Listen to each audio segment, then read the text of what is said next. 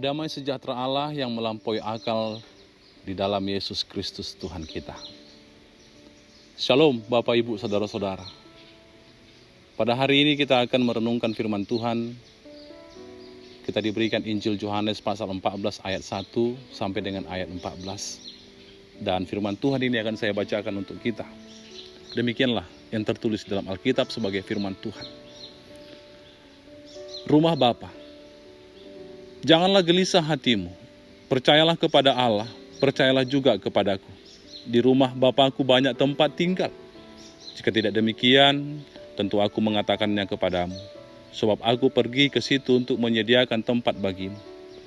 Dan apabila aku telah pergi ke situ dan telah menyediakan tempat bagimu, aku akan datang kembali dan membawa kamu ke tempatku, supaya di tempat di mana aku berada, kamu pun berada. Dan kemana aku pergi, kamu tahu jalan ke situ. Kata Thomas kepadanya, Tuhan, kami tidak tahu kemana engkau pergi. Jadi bagaimana kami tahu jalan ke situ? Kata Yesus kepadanya, Akulah jalan dan kebenaran dan hidup. Tidak ada seorang pun yang datang kepada Bapa kalau tidak melalui aku. Sekiranya kamu mengenal aku, pasti kamu juga mengenal Bapakku. Sekarang ini kamu mengenal Dia, dan kamu telah melihat Dia. Kata Filipus kepadanya, Tuhan, tunjukkanlah Bapa itu kepada kami. Itu sudah cukup bagi kami. Kata Yesus kepadanya, telah sekian lama aku bersama-sama kamu, Filipus, namun engkau tidak mengenal aku. Barang siapa telah melihat aku, ia telah melihat Bapa. Bagaimana engkau berkata, tunjukkanlah Bapa itu kepada kami? Tidak percayakah engkau bahwa aku di dalam Bapa dan Bapa di dalam aku? Apa yang aku katakan kepadamu? Tidak aku katakan dari diriku sendiri, tetapi Bapa yang diam di dalam aku, dialah yang melakukan pekerjaannya. Percayalah kepadaku bahwa aku di dalam Bapa dan Bapa di dalam aku. Atau setidak-tidaknya percayalah karena pekerjaan-pekerjaan itu sendiri. Aku berkata kepadamu, sesungguhnya barang siapa percaya kepadaku, ia akan melakukan juga pekerjaan-pekerjaan yang aku lakukan. Bahkan pekerjaan-pekerjaan yang lebih besar daripada itu. Sebab aku pergi kepada Bapa. Dan apa juga yang kamu minta dalam namaku, aku akan melakukannya. Supaya Bapa dipermuliakan di dalam Anak. Jika kamu meminta sesuatu kepadaku dalam namaku, aku akan melakukannya. Demikian firman Tuhan. Telah lebih 1 bulan kita tidak bersama-sama dalam ibadah-ibadah yang biasa kita lakukan. Oleh karena perang menghadapi virus corona yang telah banyak menyita perhatian kita.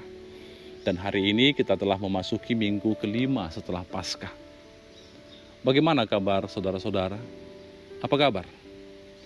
Apa yang mungkin sangat kita butuhkan saat ini? Jika itu menjadi pertanyaannya, saya cenderung akan memilih 2 kata saja. Pemulihan dan belas kasihan. Pokok pikiran dalam renungan ini adalah Yesus menghibur murid-muridnya. Tidak perlu diragukan lagi bahwa Tuhan ada untuk kita dan kita tahu hal itu karena Allah senantiasa menunjukkan kasih-Nya. Ketika kita masih berdosa, Kristus mati untuk kita. Seperti dalam Roma 5:8. Dia tidak menghukum kita, namun Dia membiarkan hal-hal yang sulit dan hal-hal yang merendahkan kita terjadi untuk memurnikan iman kita. Saat ini setiap orang pasti memiliki kondisi yang berbeda dibandingkan beberapa waktu yang lalu yang disebabkan hal-hal yang telah terjadi pada kita beberapa minggu belakangan ini. Mazmur 34 ayat 18 mengatakan Tuhan itu dekat kepada orang-orang yang patah hati dan Ia menyelamatkan orang-orang yang remuk jiwanya. Kita sebagai bangsa sedang melewati masa yang sulit. Seluruh dunia menderita. Kita dapat melihat banyak yang putus asa dan gelisah pada masa ini. Walaupun demikian, sekaranglah saatnya kita lebih dekat dengan Tuhan daripada sebelumnya. Hari ini kita akan belajar siapa Yesus itu. Dan bagaimana Dia memerintahkan kita untuk mengatasi ketakutan dan kecemasan itu. Kami berdoa agar pesan Alkitab ini membantu Bapak, Ibu, Saudara-saudari percaya kepada Yesus, sehingga kita dapat menemukan kenyamanan dan kedamaian. Firman Tuhan ini tadi diawali dengan kalimat, janganlah gelisah hatimu. Tentunya kita tahu bahwa perikop hari ini terkait dengan Paskah sebelumnya, di mana malam sebelum Yesus ditangkap oleh otoritas Yerusalem, Yesus mengadakan perjamuan malam dan menghabiskan waktu bersama murid-muridnya di sebuah ruangan. Setelah makan, dia membasuh kaki murid-muridnya dan dia memberitahu para muridnya bahwa salah satu dari mereka akan mengkhianatinya. Setelah Yudas Iskariot pergi, Yesus memberitahu 11 murid tentang kepergiannya ini. Mereka telah diberitahukan, tapi murid tidak dapat memahami kata-kata Yesus. Selama 3 tahun mereka bersama dengan Yesus, dan sekarang mereka harus memikirkan masa depan mereka. Disinilah mereka bingung dan mulai gelisah. Selama berminggu-minggu kita telah menghadapi pandemi coronavirus. Orang-orang menjadi takut dan gelisah dengan virus ini, ditambah lagi dengan masalah perekonomian yang tidak pasti yang secara langsung berdampak pada banyak keluarga-keluarga. Kekhawatiran masyarakat bukan hanya tentang virus ini lagi, tapi juga ancaman resesi ekonomi. Apa yang Yesus katakan kepada murid-muridnya yang kesusahan itu? Janganlah gelisah hatimu, percayalah pada Allah, percayalah juga kepadaku. Demikian jugalah yang Yesus katakan kepada kita dalam situasi saat ini. Janganlah gelisah hatimu, percayalah pada Allah, percayalah juga kepada aku. Yesus menuntut tingkat kepercayaan mutlak yang sama dari murid-muridnya, karena mereka percaya pada Tuhan. Demikian juga Yesus sedang menuntut kepercayaan yang mutlak dari kita yang berada dalam situasi sulit ini. Kenapa kita harus percaya kepada Yesus? Dalam ayat 9b, Yesus berkata kepada kita, barang siapa telah melihat aku, ia telah melihat Bapa. Bahkan dalam ayat 11, Yesus menambahkan, percayalah kepadaku, bahwa aku di dalam Bapa, dan Bapa di dalam aku, kata Tuhan. Tentu kita ingat Yohanes pasal 1 ayat 1. Pada mulanya adalah firman, firman itu bersama Allah, dan firman itu adalah Allah. Yesus adalah Allah meskipun ia menjadikan dirinya serupa dengan manusia. Percaya kepada Yesus berarti percaya kepada Allah.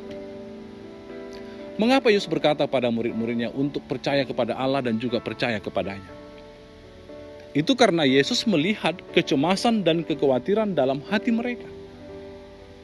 Maka demikian jugalah kita yang sekarang berada dalam situasi ini, hendaknya kita terus berdoa kepada Tuhan untuk bangsa dan negara kita, persekutuan kita, rekan-rekan sekerja kita, anggota keluarga, dan diri kita sendiri, serta hal-hal yang tentunya meresahkan hati kita. Yesus tetap berkata, janganlah gelisah hatimu, percayalah kepada Allah, dan juga percayalah kepada aku. Selanjutnya teks firman Tuhan juga berbicara tentang rumah Bapa. Kita baca ayat 2 dan ayat 3. Di rumah Bapakku banyak tempat tinggal. Jika tidak demikian, tentu aku mengatakannya kepadamu, sebab aku pergi ke situ untuk menyediakan tempat bagimu. Dan apabila aku telah pergi ke situ dan telah menyediakan tempat bagimu, aku akan datang kembali dan membawa kamu ke tempatku, supaya di tempat di mana aku berada, kamu pun berada. Untuk menghibur mereka, Yesus memberitahu muridnya tentang rumah Bapanya di surga. Maka demikian juga Yesus menghibur kita dengan menceritakan tentang rumah Bapanya di surga hari ini. Kedua ayat ini berisi tentang kepergian Yesus, pekerjaan persiapannya di rumah Bapa, dan kedatangannya untuk membawa kita ke rumah Bapa. Tidak sedikit dari kita yang berasal dari daerah yang berbeda, dan banyak dari kita masih memiliki rumah peninggalan orang tua kita di Bonapasogit, di kampung halaman, di mana kita pernah menemukan kasih sayang dan kehangatan di tempat tinggal orang tua kita. Karena rumah orang tua kita adalah rumah kita, di mana rumah itu adalah tempat yang nyaman dan aman serta tenang. Sama halnya kita memiliki rumah Bapa kita di bumi, kita juga memiliki rumah yang lain, yaitu di surga. Itu adalah rumah Bapa surgawi kita. Dan itu adalah tujuan akhir bagi kita. Itu adalah tempat kenyamanan sejati dan harapan bagi kita. Yesus berkata di rumah Bapa itu ada banyak tempat. Kerajaan Allah di surga memiliki lebih dari cukup ruang bagi kita masing-masing. Nah, saudara-saudara yang dikasih Tuhan, pandemi ini mengungkapkan banyak aspek tentang kita. Paling tidak pertama, pandemi ini menjadi alat untuk menguji diri kita sendiri dalam hal-hal yang kita percayai. Di mana situasi ini juga telah mengungkapkan hal-hal tentang diri kita. Selama ini kita bangga dengan keberhasilan ekonomi, kemajuan teknologi, dan pengetahuan kita. Kita terlalu sibuk untuk urusan diri kita sendiri. Kita mencari kenyamanan, kesenangan, hiburan, teknologi, karir, dan popularitas. Dan cenderung tidak mencintai Tuhan dan sesama. Tepat seperti yang dikatakan oleh Rasul Paulus dalam surat 2 Timotius pasal 3 ayat 1 sampai ayat 5. Kalau dikatakan dalam firman Tuhan itu, kita boleh baca bahwa sangat jelas dikatakan kepada kita. 2 Timotius pasal 3 ayat 1 sampai 5a. Ketahuilah bahwa pada hari-hari terakhir akan datang masa yang sukar. Manusia akan mencintai dirinya sendiri dan menjadi hamba uang. Mereka akan membual dan menyombongkan diri. Mereka akan menjadi pemfitnah. Mereka akan memberontak terhadap orang tua dan tidak tahu berterima kasih, tidak memperdulikan agama, tidak tahu mengasihi, tidak mau berdamai, suka menjelekkan orang, tidak dapat mengekang diri, garang, tidak suka yang baik, suka mengkhianat, tidak berpikir panjang, berlagak tahu, lebih menuruti hawa nafsu daripada menuruti Allah. Secara lahiriah, mereka menjalankan ibadah mereka, tetapi pada hakikatnya, mereka memungkiri kekuatannya. Bapak, Ibu, saudara-saudaraku yang dikasihi Tuhan, mungkinkah Tuhan sedang membuat kita berhenti dari semuanya itu dengan mengurung setiap orang di rumah masing-masing seperti dalam penjara? Atau Tuhan sedang membantu kita untuk bercermin dengan situasi yang sedang terjadi saat ini? Tidak dapat disangkal lagi bahwa pandemi ini merupakan situasi yang mengerikan untuk dialami. Bahkan efek dari situasi ini tentang kemerosotan ekonomi menjadi hal buruk yang harus dialami oleh setiap orang. Namun menurut 2 Timotius tadi, yang benar-benar mengerikan itu adalah tindakan dan gaya hidup kita seperti yang tertulis itu. Sehingga hal itu mengungkapkan kepada kita bahwa pandemi ini, hal yang kedua, telah menyadarkan kita. Pandemi ini mengungkapkan betapa tidak berdayanya kita. Meskipun semua hal yang kita capai itu kita gembor-gemborkan, padahal pandemi ini telah membuat hal yang kita anggap penting itu menjadi tidak penting lagi. Pandemi ini sedang menguji kita. Seperti yang kita tahu, saudara-saudara, virus ini telah menyebar ke seluruh dunia dengan sangat cepat. Maka demikian juga halnya kita. Kita pun telah terinfeksi oleh virus materialisme, hedonisme, mencari kepuasan diri dan mementingkan diri sendiri dengan kecepatan yang sangat luar biasa. Oleh karena itu hendaknya kita senantiasa berdoa, semoga Tuhan membantu kita. Sebagai orang Kristen, mari bercermin dan mengubah perilaku hidup kita setiap hari. Pandemi coronavirus telah mengungkapkan bahwa kesehatan, kekuatan, dan kekayaan kita bukanlah harapan yang sejati. Dan hari ini, Yesus menghibur dengan memberitahu kita, rumah Bapakku memiliki banyak tempat. Itulah harapan sejati kita. Kalau demikian, bagaimana kita dapat pergi ke sana? Sebuah nasihat dari orang bijak. Ketika tidak ada tujuan, maka tidak ada perjalanan. Ketika tidak ada perjalanan, maka tidak ada yang namanya jalan. Namun Tuhan Yesus berkata kepada kita dalam ayat 3 tadi, Aku datang kembali dan membawa kamu ke tempatku, supaya di tempat di mana aku berada, kamu pun berada. Yesus dengan jelas menyatakan tujuan akhir kita, yaitu rumah Bapanya. Di mana tempatnya? Bagaimana kita bisa mencapai tempat itu? Di mana jalannya? Apa nama jalannya? Apakah tersedia untuk kita? Silakan baca ayat 6. Dikatakan dalam ayat 6 tadi, Akulah jalan, kebenaran, dan hidup. Tidak ada seorang pun yang datang kepada Bapa kalau tidak melalui aku. Jalan ke rumah Bapa itu adalah Yesus. Nama jalan itu adalah Yesus. Dialah yang membawa kita untuk mencapai rumah Bapa. Yesus tidak hanya jalan, tetapi juga kebenaran. Dia mengungkapkan kebenaran tentang kita umat manusia. Dia menyatakan dosa kita. Dia memperingatkan kita untuk bertobat dan percaya kepada Injil. Dia juga mengungkapkan siapa Allah Bapa itu. Apa yang dia katakan adalah yang dikatakan Bapa. Dan apa yang dia lakukan adalah juga yang dilakukan Bapa. Bahkan dalam ayat 9 ditegaskan, barang siapa telah melihat aku, dia telah melihat Bapa. Yohanes pasal 1 ayat 4 mengatakan, dalam dia ada hidup, dan hidup itu adalah terang manusia, dan selanjutnya.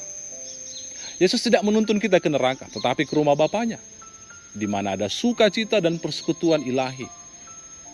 Dia telah melakukan pengorbanan besar untuk orang-orang seperti kita yang berdosa dengan memberikan dirinya di kayu salib sebagai korban perdamaian.